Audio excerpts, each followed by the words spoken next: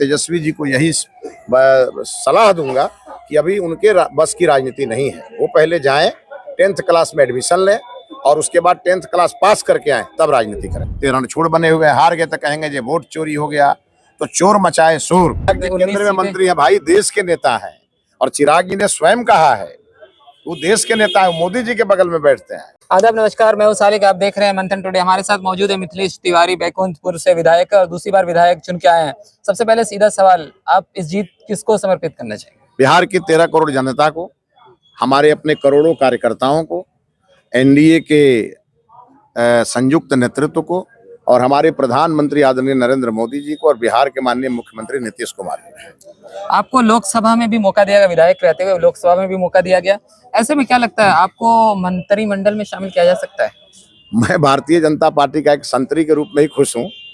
Party जिस भूमिका में रखना चाहती है उस भूमिका में हम लोग काम करते रहते हैं। पार्टी से हमको कुछ आज तक कहना पड़ा नहीं है। पार्टी ने हमेशा कार्यकर्ताओं की चिंता की है, और पार्टी ऐसा नेतृत्व मंत्रिमंडल बनाएगी जो बिहार की 13 करोड़ लोगों के दुख दर्द को समझेगी, और जहां महिलाओं का सम्मान होगा, जहां युवाओं को रोजगार मिलेगा, और जहां पर बीमार को चिकित्सा मिलेगी, ऐसा बिहार हम लोग बनाएंगे।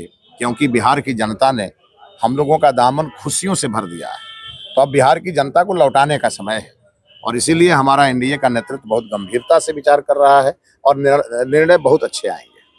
मंत्रिमंडल का फार्मूला क्या होगा इस बार? अब ये सब तो मुख्यमंत्री जी और हमारा शीर्ष नेतृत्व तय करेगा। ये फार्मूला तय करने वाले हम लोग तो है नहीं। मुख्यमंत्री कौन बन रहे हैं? देखिए, नीतीश जी हैं और नीतीश जी रहेंगे। चिराग जी को कुछ मौका मिल सकता है, इसलिए क्या केंद्र में मंत्री है भाई, देश के नेता है, और चिराग जी ने स्वयं कहा है वो देश के नेता है, मोदी जी के बगल में बैठते हैं।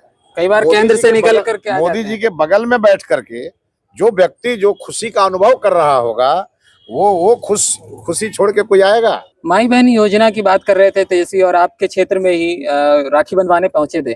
क्या महिलाओं ने क्यों नकार दिया? क्या भाई एक्सेप्ट नहीं किया भाई के रूप में उनको? देखिए, जब वो गए थे तो वहाँ के जो विधायक उस समय के थे, उन्होंने महिलाओं को झांसा दे के बुलवाया था, और उन्होंने कहा था कि महिलाओं को 2 महीने का माई बहन योजना का पेमेंट करने आ रहे हैं। तो जो गरीब महिलाएं हैं, भोली भाली महिलाएं पहुंच गई।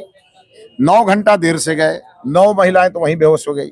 और राखी बनवाए कब? भद्रा में जाकर के। भद्रा में राखी बनाता है, तो जो आयोजन किया था वो भी ध्वस्त, और जो आयोजन में गए थे वो भी ध्वस्त। बड़ा मुश्किल से बाल बाल बचे हैं, और अब उनका परिवार का कुनबा, जो उनका परिवार का कुनबा है, वो ताश की पत्ती की तरह बिखर रहा है। उनके लिए अच्छे दिनों की शुरुआत अब नहीं होने वाली है, क्योंकि एनडीए की सरकार बिहार को भा गई है, और बिहार वासियों के लिए एनडीए हमेशा अच्छा काम करने वाली है। अच्छा, ये जो इतनी कम सीटें आई हैं विपक्ष को, उनका कहना है कि हम कई सवाल उठ रहे हैं, उसमें ये भी कहा जा रहा है कि इस्तीफा देने की बात करें। अगर ऐसे में अगर इस्तीफा दे देती है विपक्ष, तो फिर क्या कुछ होगा, और ये इतिहास में पहली बार होगा। अच्छा, तो इस्तीफा दे के जाए ना, कौन मना किया है? लेकिन आप बताइए, फिर चलाएंगे। आप एक चीज बताइए, विधानसभा में हम लोग जब बैठते हैं, आज हम उनको मालूम है कि हम लोग को नहीं हरा सकते हैं, तो ये लोग वॉकआउट करके चले जाते हैं। तो क्या विधानसभा नहीं चलता है? लेकिन ये रणछोड़ क्यों बन रहे हैं?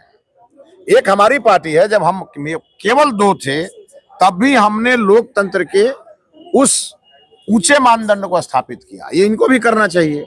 रणछोड़ बने हुए हार गए तो कहेंगे जे वोट चोरी हो गया, तो चोर मचाए शोर। और मैं आपके माध्यम से तेजस्वी जी को यही सलाह दूंगा कि अभी उनके बस की राजनीति नहीं है। वो पहले जाएं, 10th क्लास में एडमिशन लें, और उसके बाद 10th क्लास पास करके आए, तब राजनीति करें। और धन्यवाद। ये थे हमारे साथ मिथिलेश तिवारी, जो सीधे तौर पर कह रहे थे मुख्यमंत्री के सवाल पर कि नीतीश कुमार मुख्यमंत्री थे और रहेंगे। और मंत्रिमंडल पे कहा कि नीतीश कुमार मुख्यमंत्री बनने के बाद जो निर्णय लेंगे उसके हिसाब से फार्मूला तैयार होगा। तो ऐसी खबरों के लिए बने रहे हमारे साथ। आप देख रहे हैं मंथन टुडे।